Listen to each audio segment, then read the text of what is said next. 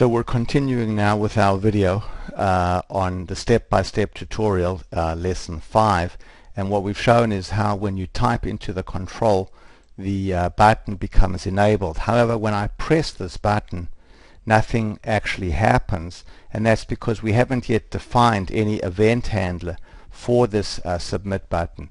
So let's first go back to controls and take a look at how this button became enabled when this control became dirty.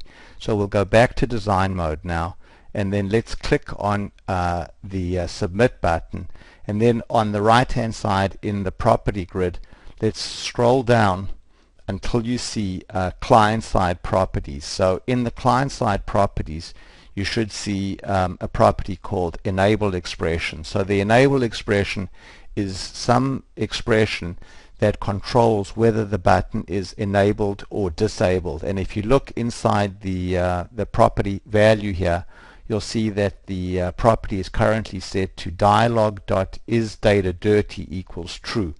So let's explain that now. So if we open the smart field, you can see that we get an expression builder, and this expression builder allows us to write an expression that controls whether this button will be enabled or disabled. So if this expression is true, then the button will be enabled, and if this expression is false, then the button will be disabled.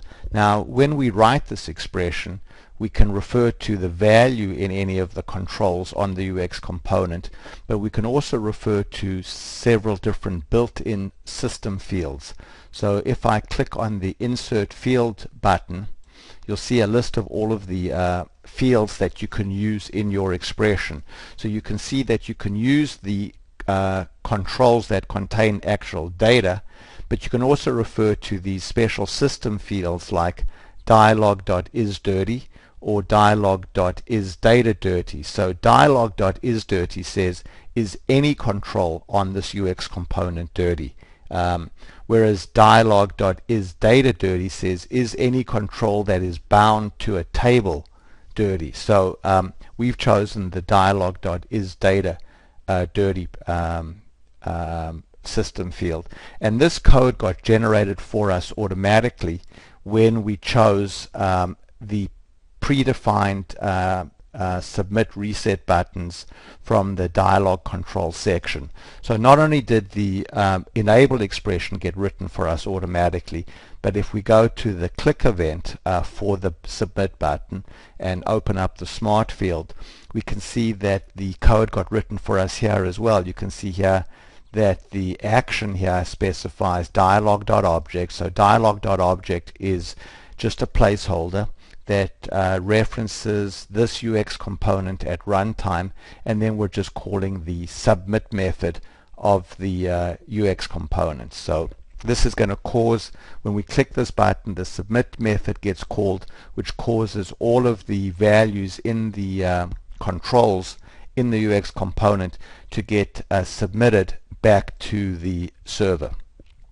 So similarly, the reset button, which currently has a label of reset, will cause the built-in, let's go back here and take a look at the click event.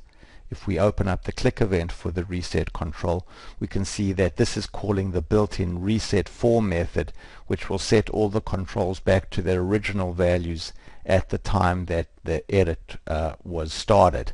So as we pointed out earlier, when we click the submit button, nothing actually happened because we haven't yet written the event handler for the submit event. So let's pause now and pick this up in the next video where we'll show how to write the event handler for this submit button.